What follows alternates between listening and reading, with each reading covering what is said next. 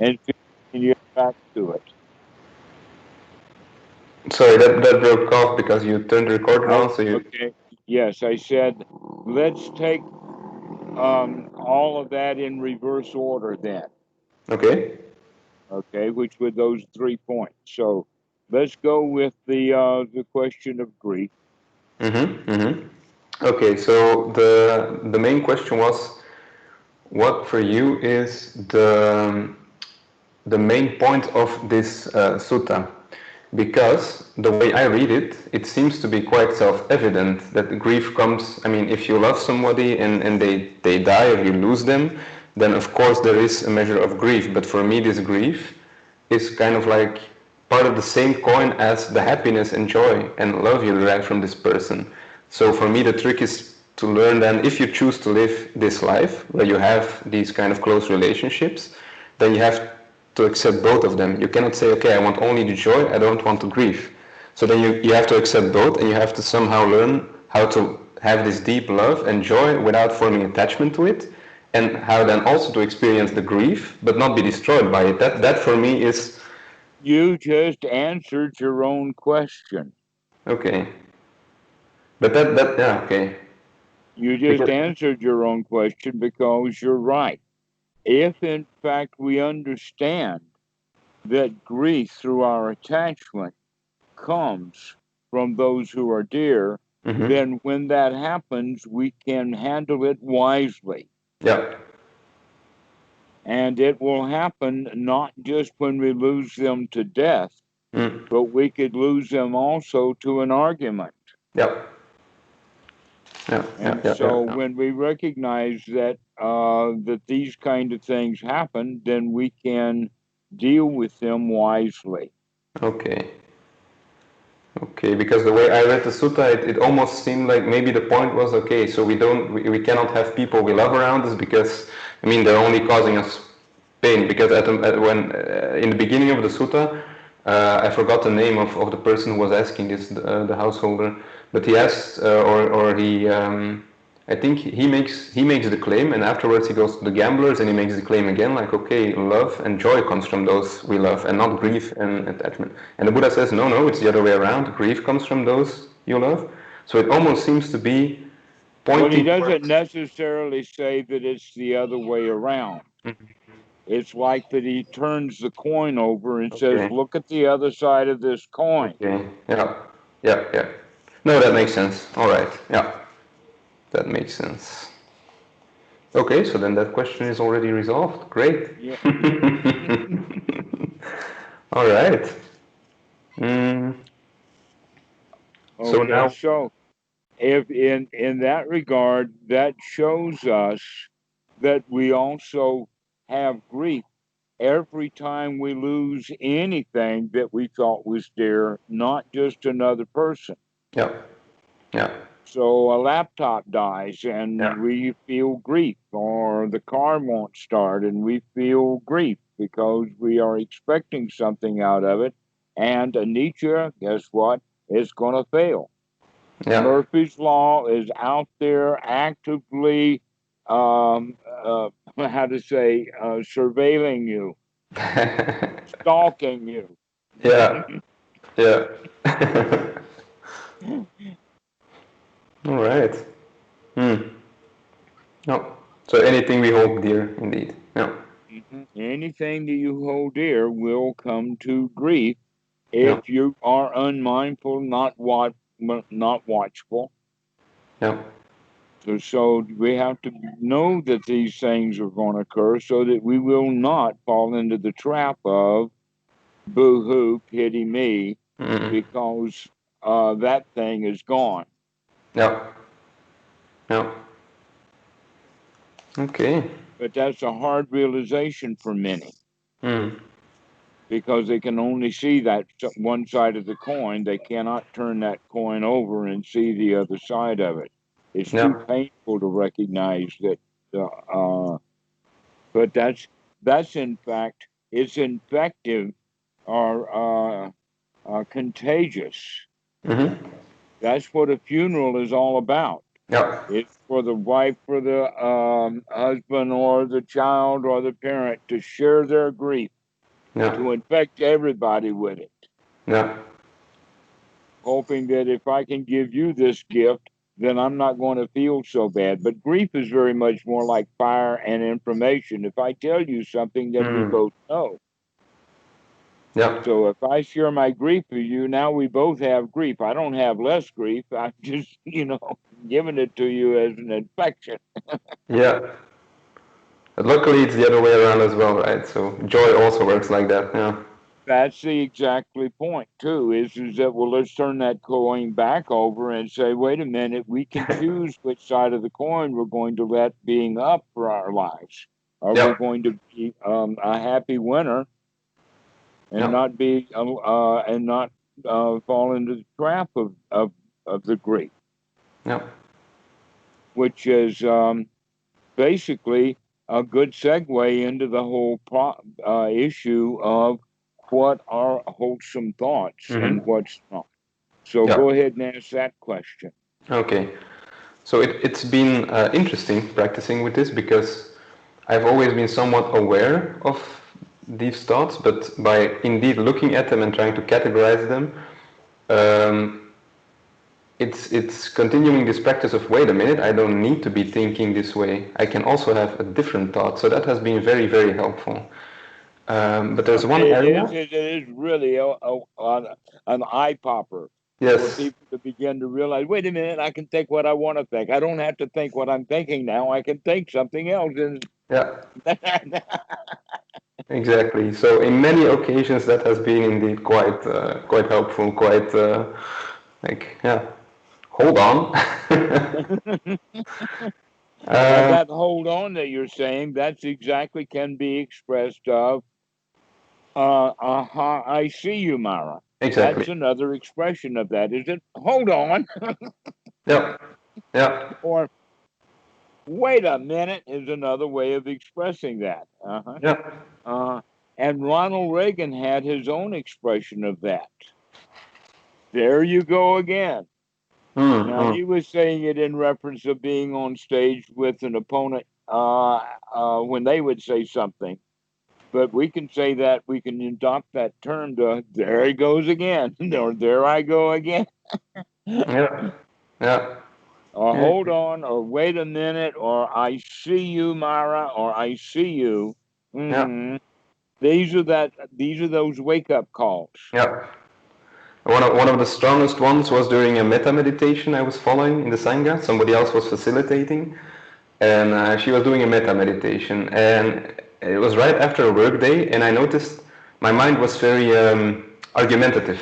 Like, oh, I don't want to be doing metta right now. I wanted to do a bit of, no, I wanted to do more breathing.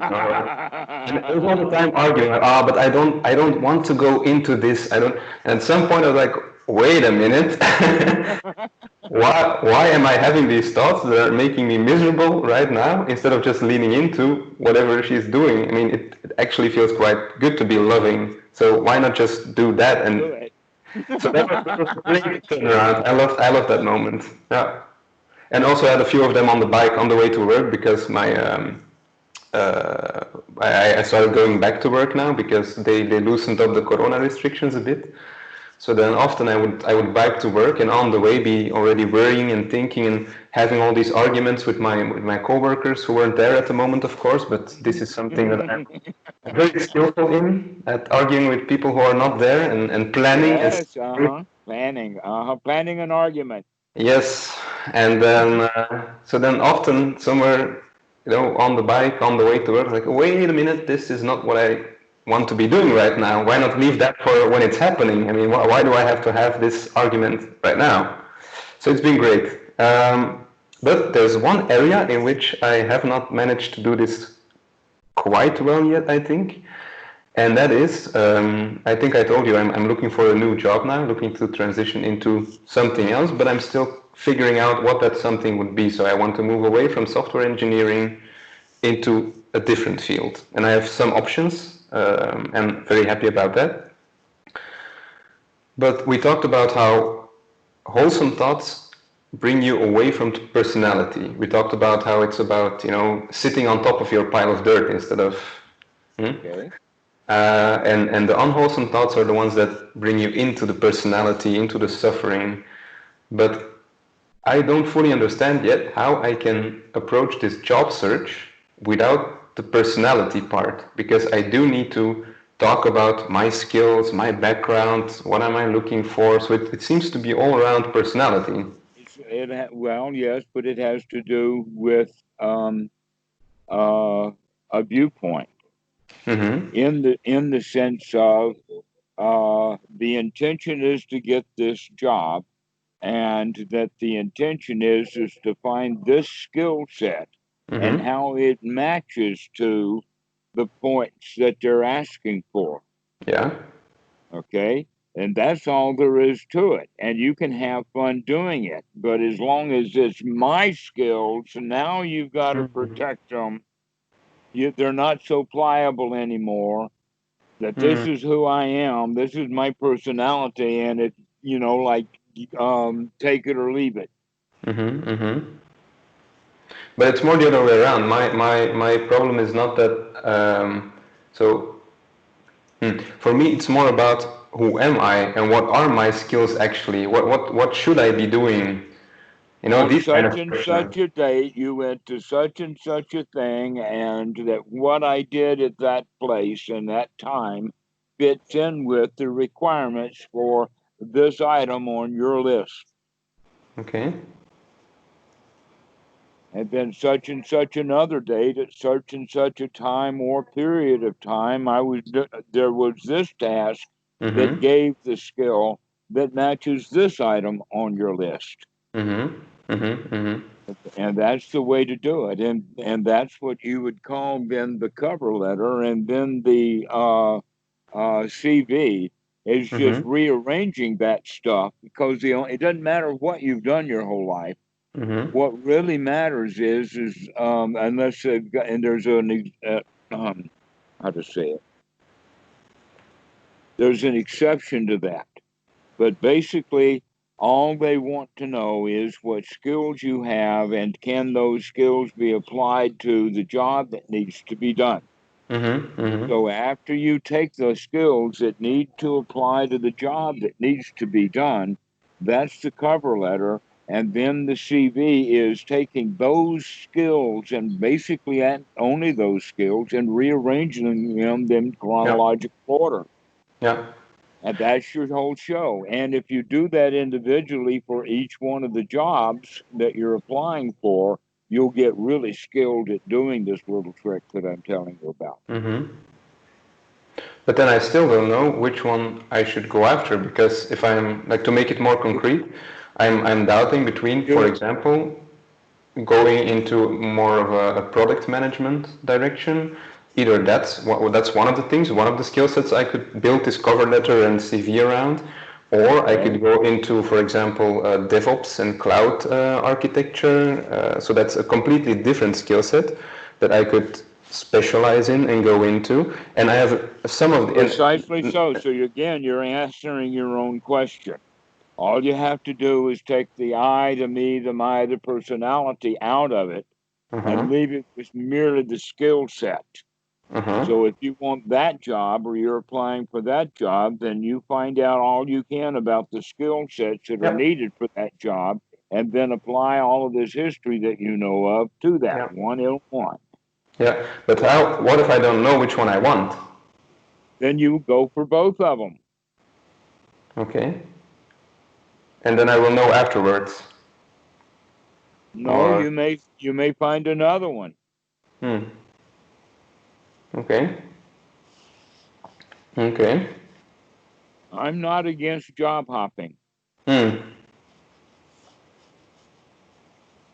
That's maybe indeed a way to look at it. Maybe I should hold it a bit lightly, because I always get into, okay, but if I do this now, I need to be doing that for the next, 5, 10 years, something like that. I need to specialize in this, and then I cannot change again. So maybe indeed there's a bit of letting go there as well. Yeah, might be Okay. useful. Yeah. But I thought that this was a question about wholesome thought rather than Yes, resume writing. indeed. It's exactly when doing resume writing that there's a lot of unwholesome thoughts going on. I seem to be I tend to get caught at those times into ruminating about, okay, who am I, what's my background, what's my history, which job should I then be taking. So I get very deeply into personality at these times. Read exactly, which is in fact a hindrance now to writing a good resume. Mm, mm. So Yeah, the wholesome, so the wholesome in this regard, and that in fact is part of the general case. mm-hmm,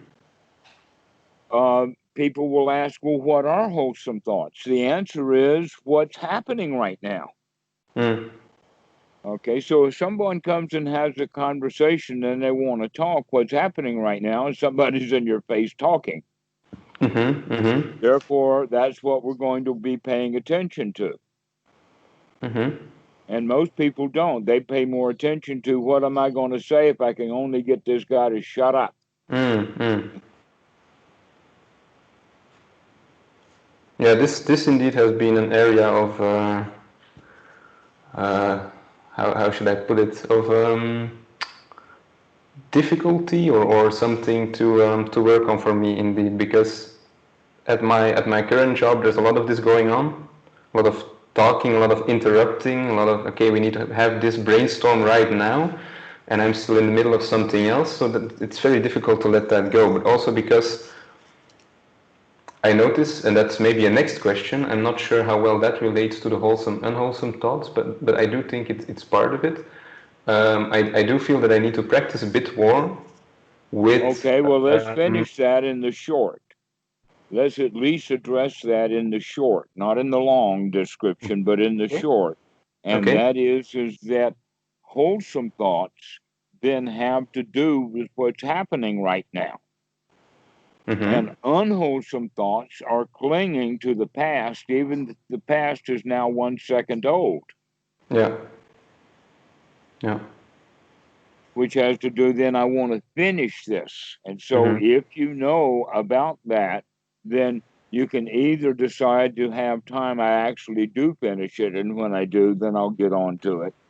mm-hmm, Or if it's too much of an emergency, an example was the meeting is coming, yeah, and you're keying in a list of numbers, and you've got three or four different 4-digit numbers to put in yet. And yeah, they say it's time for the meeting. You say, okay, hold on. And you go mm-hmm, ahead and take the 10, 20, 30 seconds or full minute or so, finish what you were doing happily without being in a rush or in a hurry to mm, do what you're going to do next. But you okay, finish what you're doing in the moment, and then you move to the next thing. mm-hmm, mm-hmm, Now, there's many different steps in there where we can go wrong. yeah, One is that we can think about the meeting. I got to go while I'm doing it. And now I'm not doing it as quite to the ability that I was if I mm-hmm. wasn't thinking about the meeting. That's one of my favorites, yeah. The other one that we can do is that we can actually have that quickness of the mind to say, okay, I see what the screen is. I see this list of numbers. Stop now. And I can come back to it. Mm, I can go, mm-hmm, mm-hmm, knowing that I can come back when it's time to come back mm-hmm, and sit down and finish it and catch up where it was. Okay. That's mm-hmm, actually another skill to learn, is that you can trust that you can go back to something, which means that you haven't really lost it. So we don't really have to finish.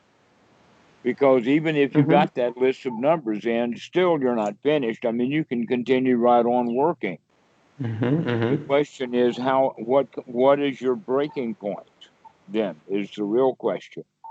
And the answer to that is how quick can you pull your mind out of the old moment into the Mm-hmm. new one? Yeah, I think that indeed that gives me a great answer. That's along the lines of, because I've noticed that one of my closest coworkers, for example, he's brilliant at this. At just leaving, he can be typing a line of code. He can stop in the middle of the line, go have a meeting, come back, sit down, immediately continue where he is. And for me, there's always a bit of a, I need to get back into it. Like, what was I doing? What was my thought process here, following this or that logic? So it always takes me a few minutes to get back into what I was doing, and that's the thing I would like to practice on. And I guess Okay, the here's how way, to do that. yeah, Here's how to do that. Make special note. Take special note that you remember the last thing that you did. yeah, That's the point. Look at the screen and say, this is the condition of the screen. I've got it. yeah, yeah. So that when you come back in front of the screen, you remember right where it is and off you go. This you've already pointed out that this guy can do it. He can be right in the middle of a half a line of code. Yeah, yeah. And he says, all right, I'm looking at that. I've got that. I see you. Okay, that's that quality. He takes that point in time to investigate. Doesn't take a whole second to do that. But you get a good quality understanding of what you're leaving. And I do that on a regular basis so that when I come back to the PC, I know exactly where it was when I left it. No, that's very useful and very interesting, because also this is a point where I get into personality. Like, oh, but he just has a different type of, his character is better suited for this and mine is not, so I need the environment to change to suit my character or personality, instead of, this is a skill that I might be able to learn to do better. Yeah. Personality is fluid. With skill development, you can change your personality. Yeah. Yeah. You are not fixed. That's the beauty. That's one of the most beautiful parts of the Dhamma is that you are not what you thought you were. Yep. What a marvelous teaching, that anatta, anicca, dukkha, anatta. Yeah. If you don't change, you're going to suffer. Yeah.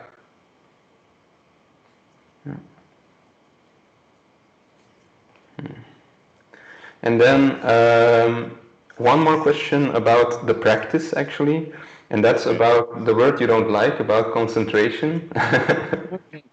Why do you think that I don't use the word concentration? I understand the word is a good friendly word. I use it when I when I forget to use it correctly. I even use it.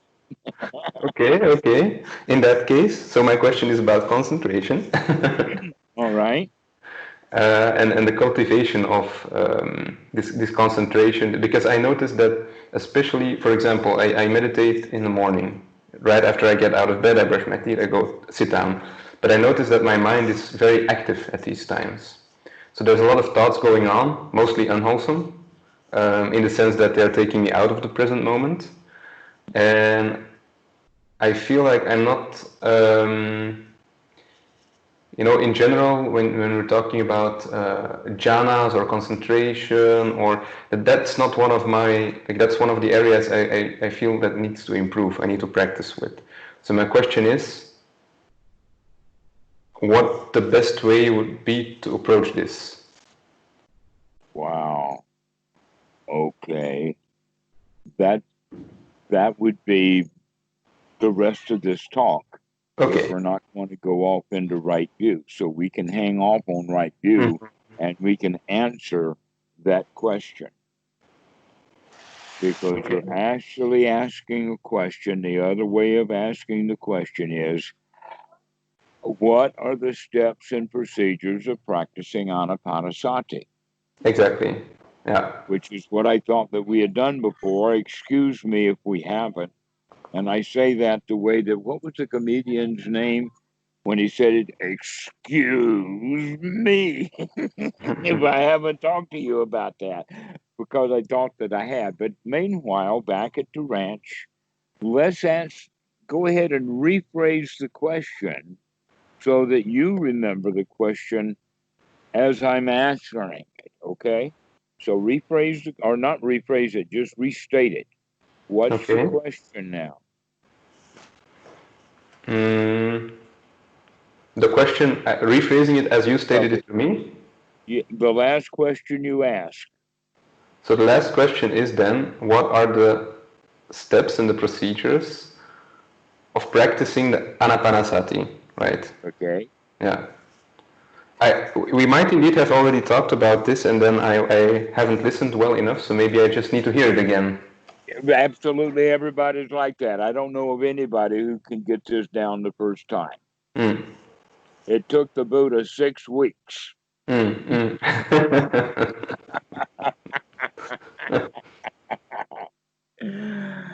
All right. So, the first kind of thing that we need to look at is examine whether you're talking about the steps or what we could call the sequence of events. mm-hmm.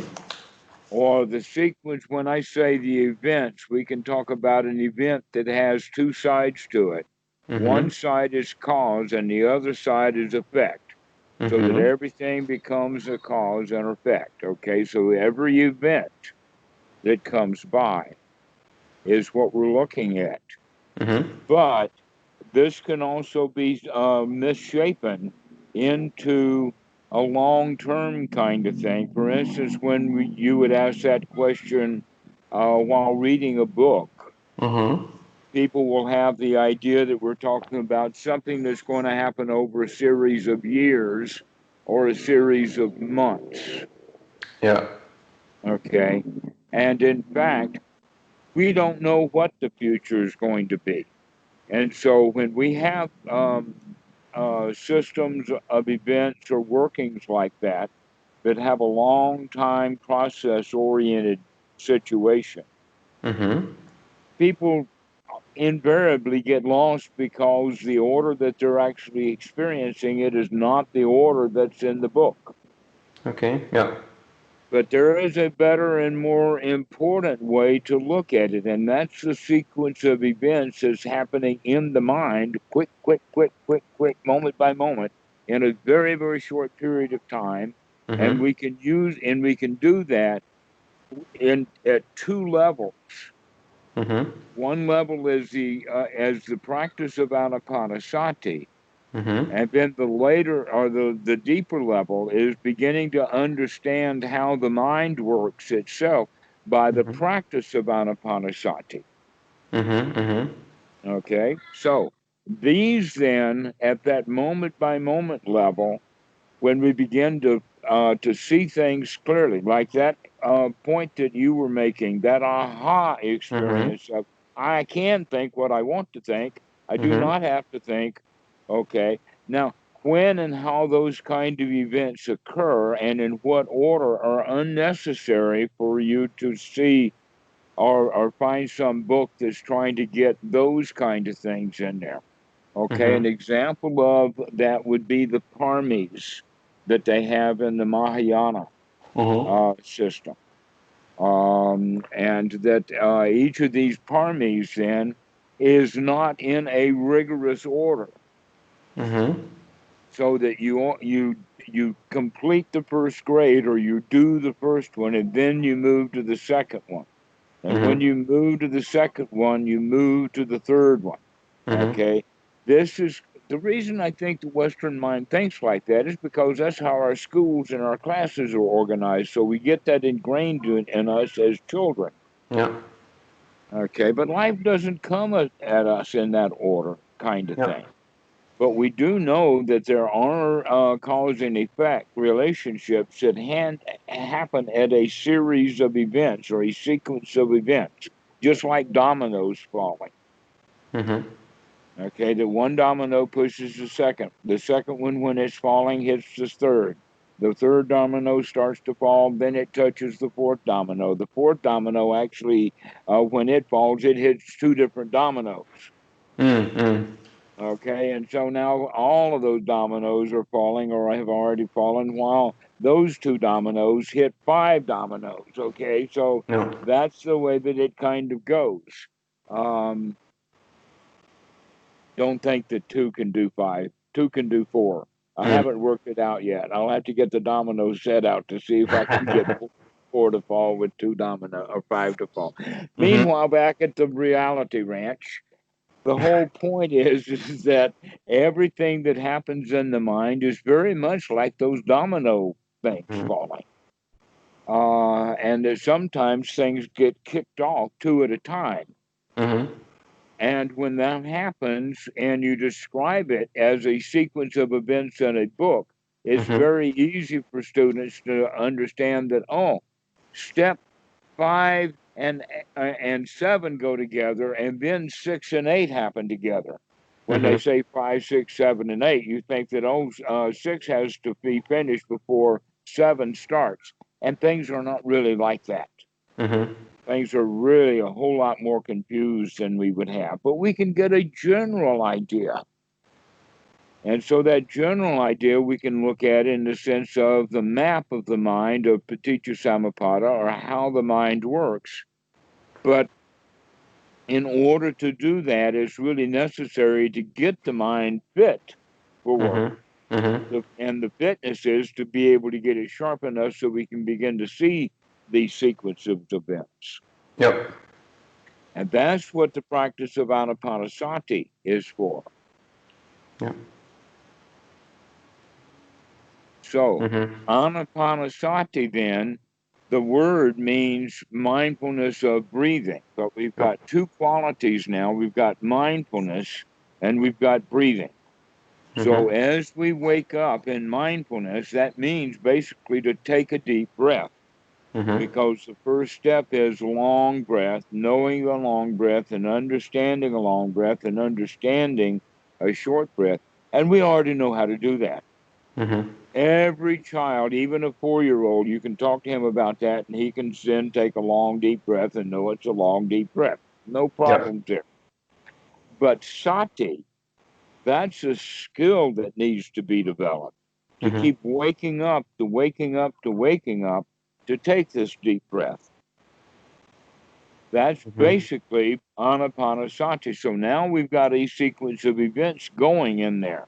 One, we have to wake up. Mm-hmm. Number two, then we can take a deep breath. Mm-hmm. Mm-hmm. Okay. Now we can go a little bit more detail, but I think that that's enough. Mm-hmm.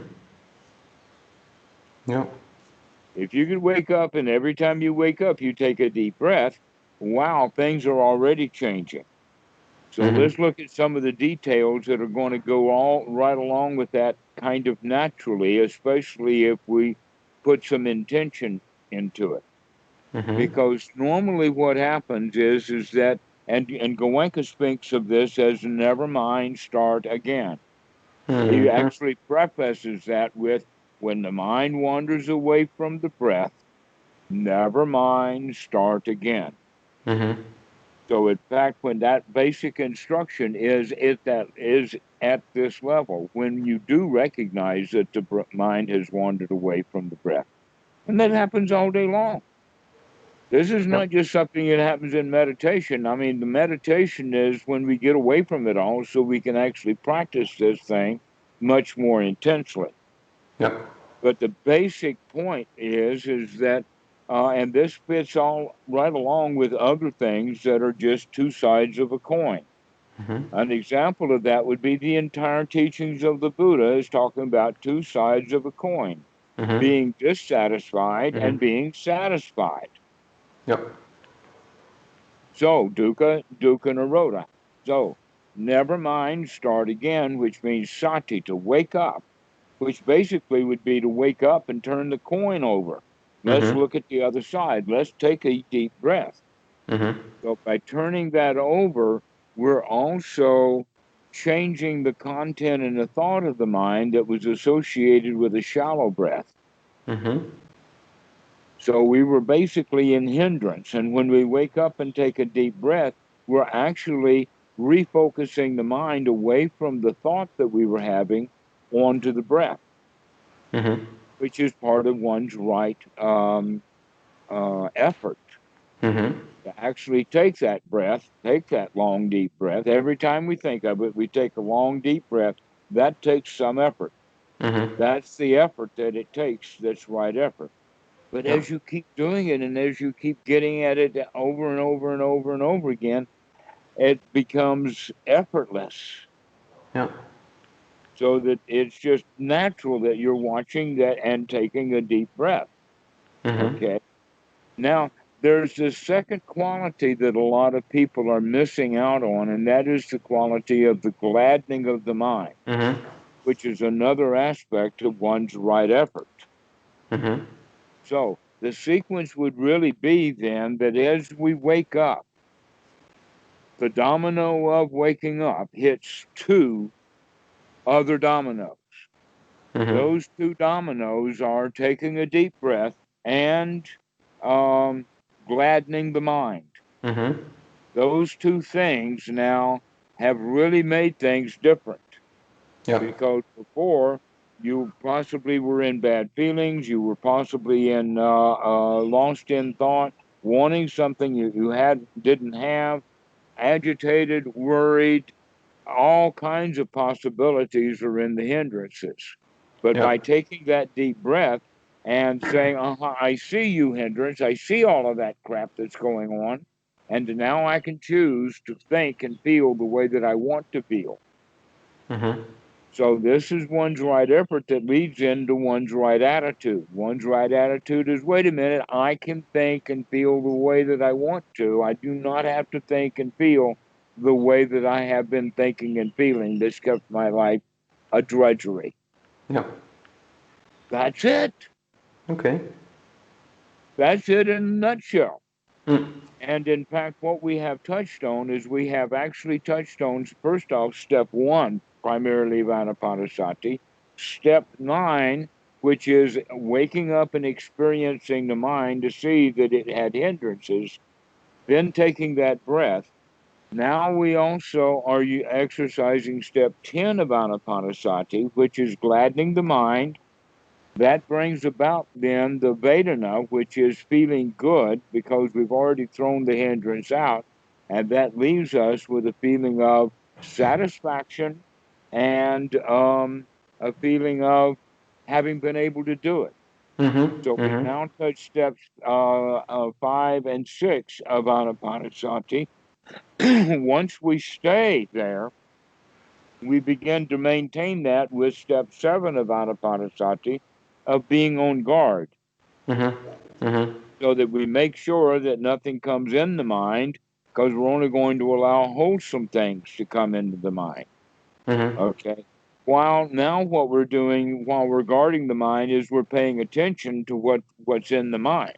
And we Mm-hmm. begin to see that things are floating. We begin to recognize that things are in fact in flux, Mm-hmm. that the clouds go by, things come up, they come down. This is step 13 of Anapanasati. And as we focus more intently, we can begin to see that the frequency and the amount of thoughts begins to diminish. Mm-hmm. They begin to fade. They're not so important anymore, which would then Mm-hmm. be step 14 of Anapanasati. Mm. Okay, eventually, then we become disgusted with this whole thing, especially disgusted with the world that we're so attached to. And Mm-hmm. that is then step 16 of Anapanasati. So you can see how we're touching many of the points, but some of them take a little more time than others, and some of them are instantaneous and they Yep. happen right now. In fact, one would go so far as to say that the very waking up of sati to recognize that the mind had wandered away from the breath is, in fact, seeing step 13. Mm. I Mm. thought I was watching the breath, and looky there, I'm not. Mm-hmm. Something changed. Anicca, here it is. Okay. And that what will happen for many people in the very beginning practice of meditation, and hopefully we can get them out of it before they get stuck in it, is that when sati occurs and they wake up, instead of gladdening the mind, they don't like it. Mm-hmm. They don't like the mind when it's wandered away. Yep. Bad mind. Uh, and then they have the kind of attitude that this is work. I've tried. I've Yep. been trying to gladden the mind. Yep. Okay, you can hear the failure built into that Mm-hmm. because they're not actually taking the right effort. So right effort here is an important point. Mm-hmm. But this is the kind of thing that we have to practice over and over and over again. But we can take it in the sense of a two-step process: wake up and watch the breath. which is another way of saying to wake up and experience the mind. Because by watching the breath, we're also experiencing the mind, especially in the sense of experiencing a mind watching it, the breath. Mm-hmm. So, this step 9 is of an important quality of the Anapanasati, and that's the first step of the mind process, is to wake up, and then we gladden intentionally the mind because the mind just woke up out of hindrance.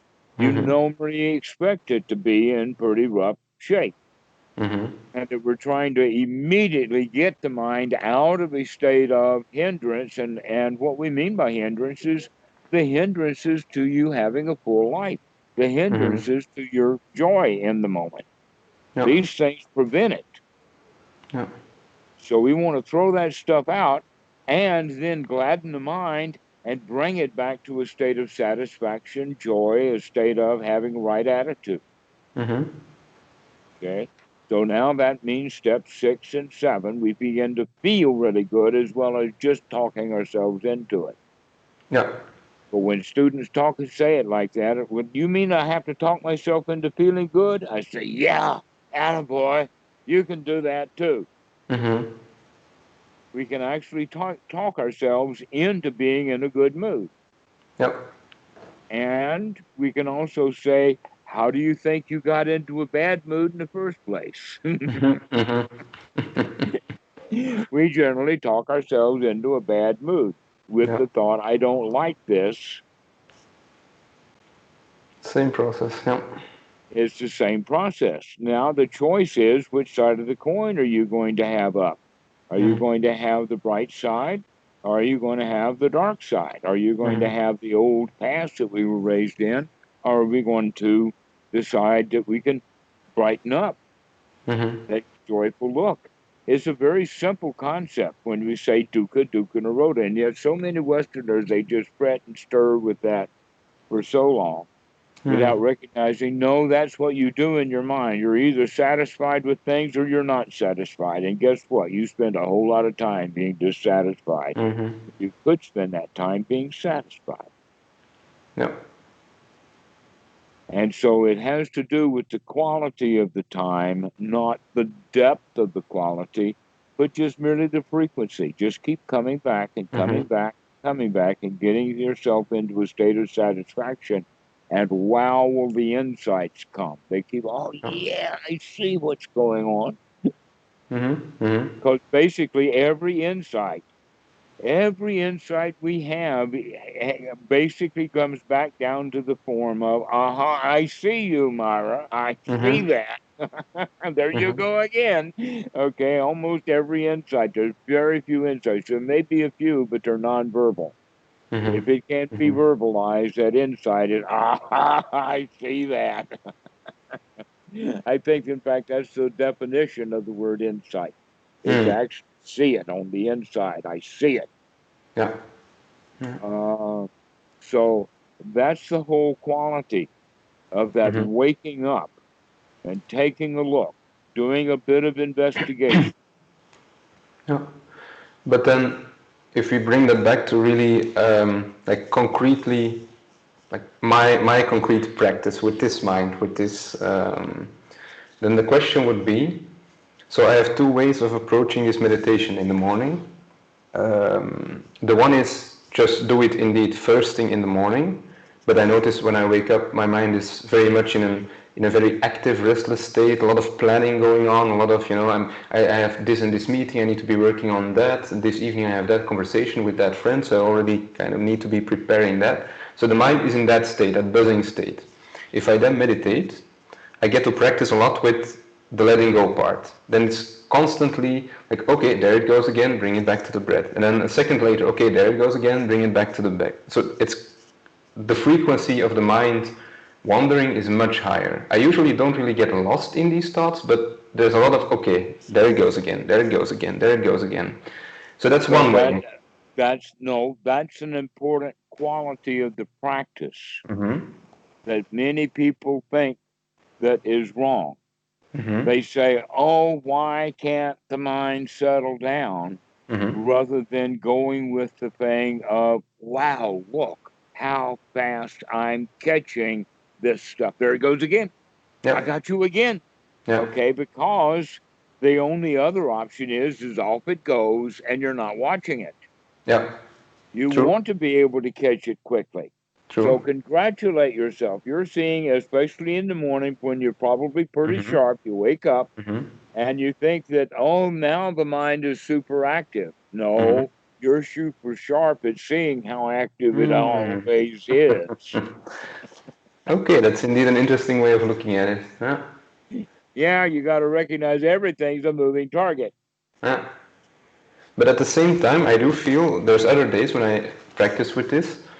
If I then do something, some external activity that brings the mind into a bit more, like either I read something or I watch something, that focuses the mind for a while on one particular subject, and I do my meditation after that, then Okay. there is still, of course, mind wandering. There's always mind wandering, but it seems to happen, one, a bit less frequently, and two, the insights seem to be a bit deeper, and the joy of catching the mind seems to be a bit, there seems to be a bit more space for this to arrive, like, yes, I caught it, good. Uh-huh. And the other thing is like, oh, okay, I'm having this thought now, I'm planning that conversation, this is actually making me feel bad. So there's, the insights seem to be a bit more, actually they seem to be more sharp at that point, or a bit more, deeper at Good. that point.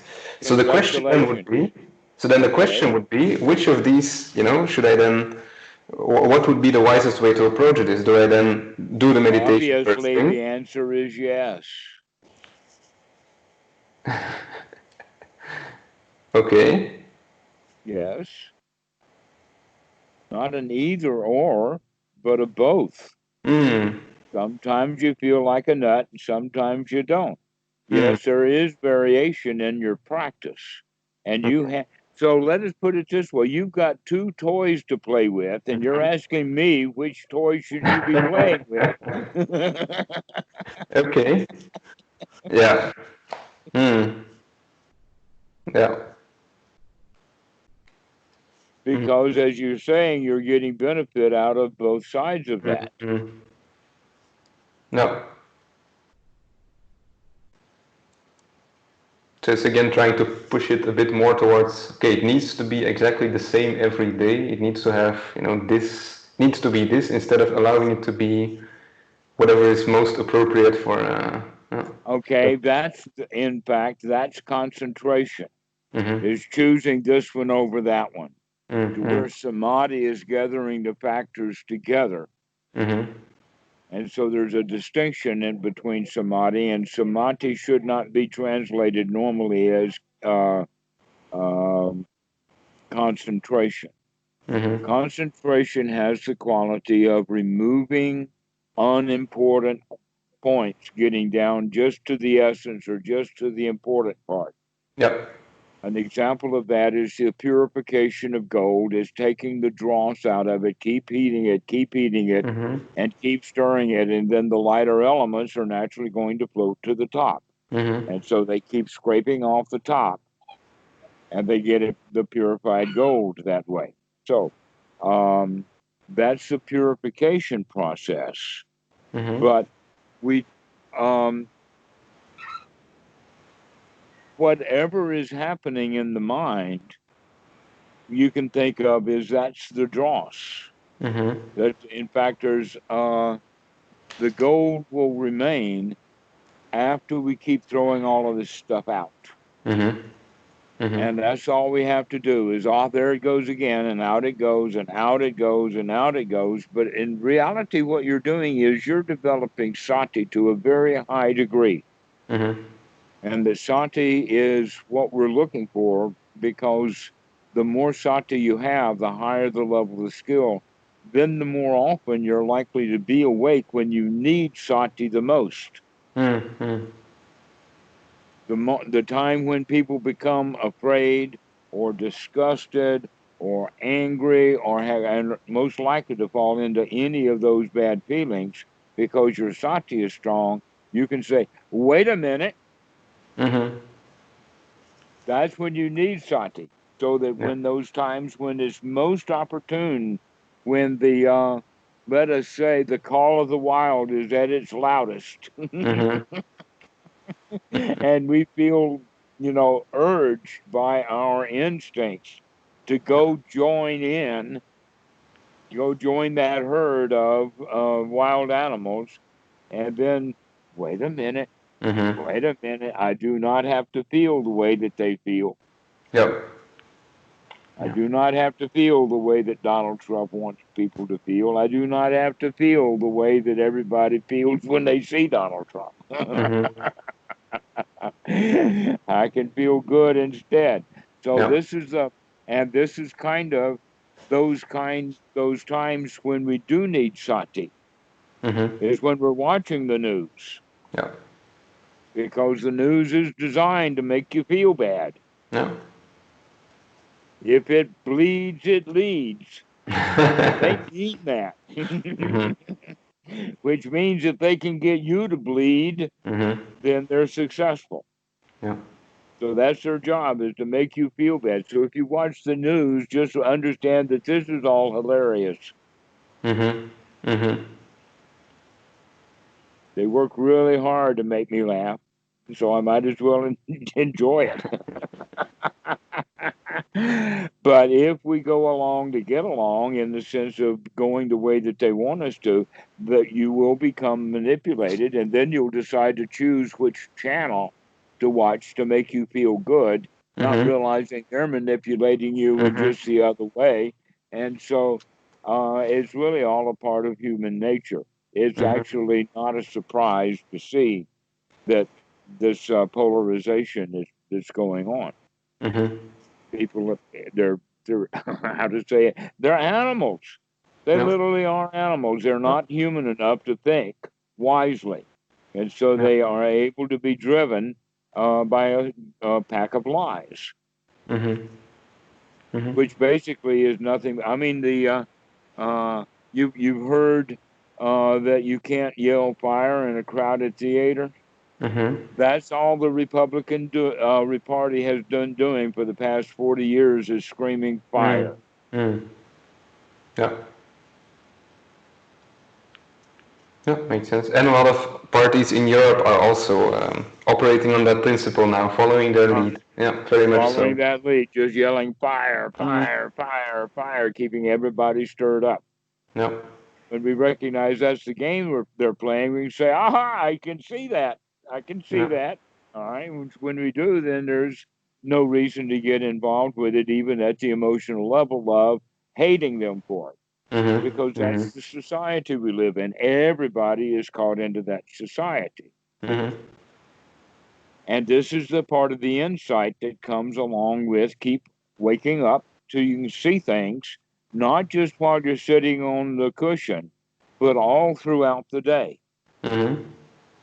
And so this is a way of beginning. In fact, I'm wanting to open a door for our next conversation, Mm-hmm. and that is how to take the practice of mindfulness off the cushion so that we can actually put it to value right Mm-hmm. away, Yeah.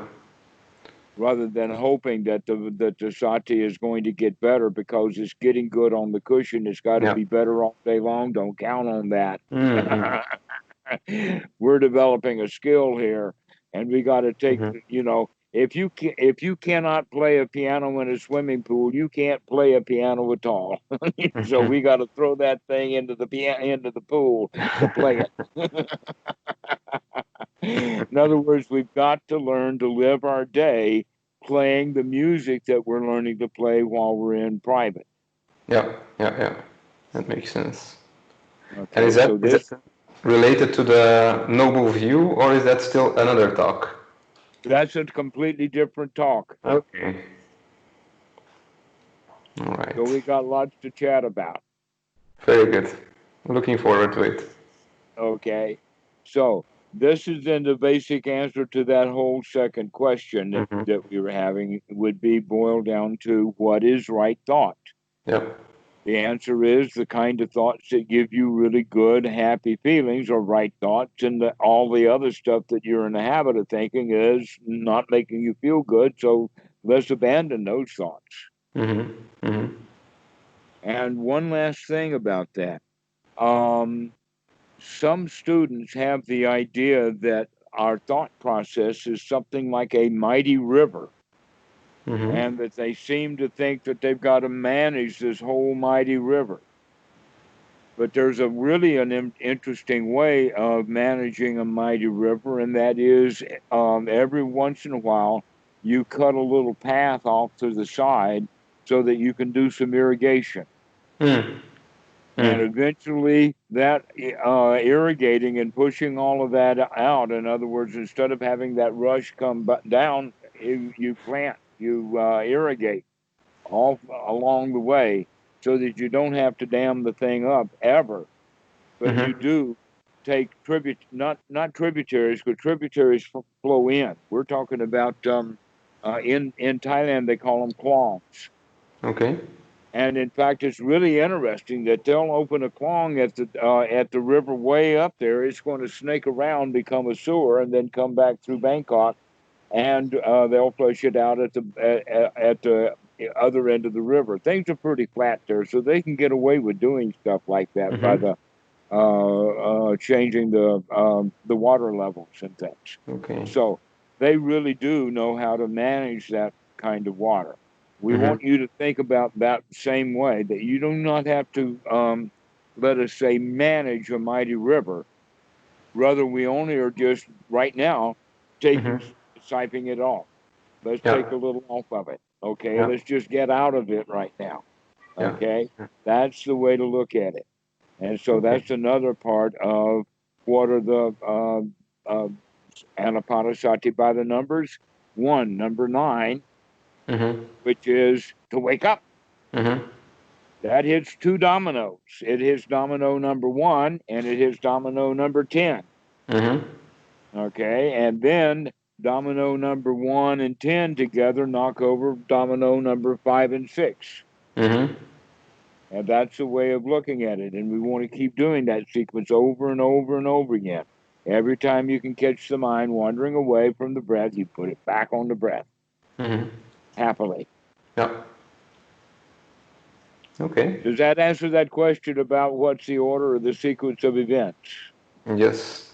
That Yes. answers it perfectly. Yeah. All right. Well, we will see you, Daniel, later. Thank you for calling. This has been a very enjoyable talk. I like talking about this stuff. Yeah, for me as well. Thanks a lot. Talk to you next time. Okay, we'll see you soon. Bye bye. See you soon. Bye.